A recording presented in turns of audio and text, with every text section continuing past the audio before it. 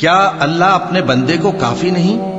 اور اے نبی، یہ تم کو ان لوگوں سے جو اللہ کے سوا ہیں یعنی غیر اللہ سے ڈراتے ہیں، اور جس کو اللہ گمراہ رہنے دے اسے کوئی ہدایت دینے والا نہیں، اور جس کو اللہ ہدایت دے اس کو کوئی گمراہ کرنے والا نہیں۔ کیا اللہ عزت والا بدلہ لینے والا نہیں ہے؟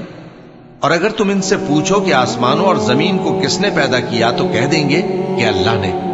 کہو کہ بھلا دیکھو تو جن کو تم اللہ کے سوا پکارتے ہو، اگر اللہ مجھ کو کوئی تکلیف پہنچانی چاہے تو کیا وہ اس تکلیف کو دور کر سکتے ہیں؟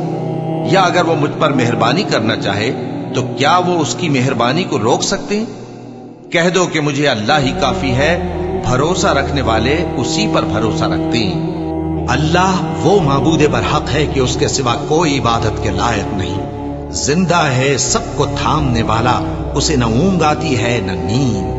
جو کچھ آسمانوں میں اور جو کچھ زمین میں ہے سب اسی کا ہے۔ کون ہے کہ اس کی اجازت کے بغیر اس سے کسی کی سفارش کر سکے؟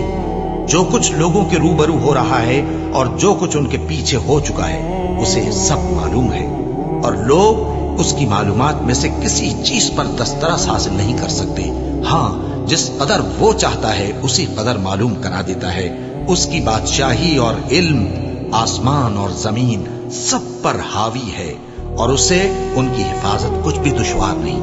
وہ بڑا عالی رتبہ ہے، جلیل القدر ہے۔ دین اسلام میں کوئی زبردستی نہیں ہے، ہدایت صاف طور پر ظاہر اور گمراہی سے الگ ہو چکی ہے۔ تو جو شخص بتوں سے اعتقاد نہ رکھے اور اللہ پر ایمان لائے، اس نے ایسی مضبوط رسی ہاتھ میں پکڑ لی ہے جو کبھی ٹوٹنے والی نہیں، اور اللہ سب کچھ سنتا ہے، سب کچھ جانتا ہے۔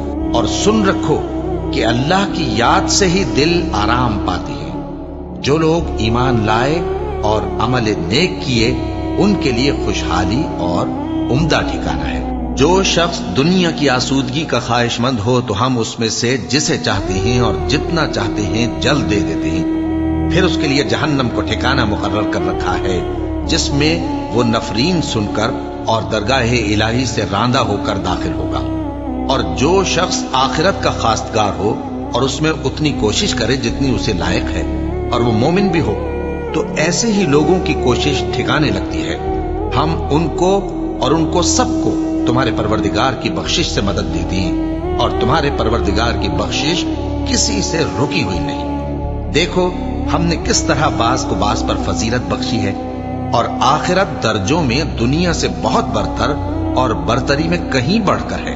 اور اللہ کے ساتھ کوئی اور معبود نہ بنانا کہ ملامتیں سن کر اور بے کس ہو کر بیٹھے رہ جاؤ گے، اور اس خدائے زندہ پر بھروسہ رکھو جو کبھی نہیں مرے گا، اور اس کی تعریف کے ساتھ تسبیح کرتے رہو، اور وہ اپنے بندوں کے گناہوں سے خبر رکھنے کو کافی ہے۔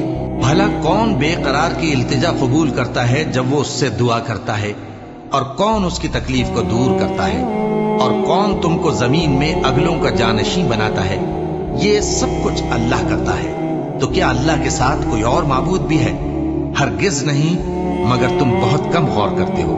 اے پیغمبر، میری طرف سے لوگوں کو کہہ دو کہ اے میرے بندو، جنہوں نے اپنی جانوں پر زیادتی کی ہے، اللہ کی رحمت سے نا امید نہ ہونا۔ اللہ تو سب گناہوں کو بخش دیتا ہے، بے شک وہی تو ہے بڑا بخشنے والا، بڑا